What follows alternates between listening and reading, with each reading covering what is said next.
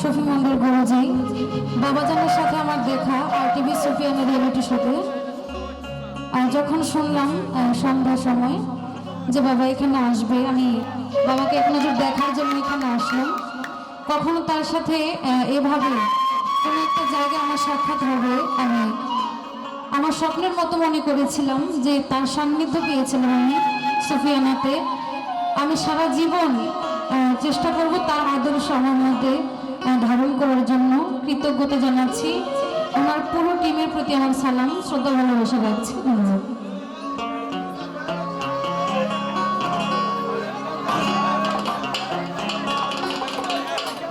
আমি চেষ্টা করছি লালন সাহেবের একটি বিচ্ছেদ গান করার জন্য, আশা করছি ভালো লাগবে।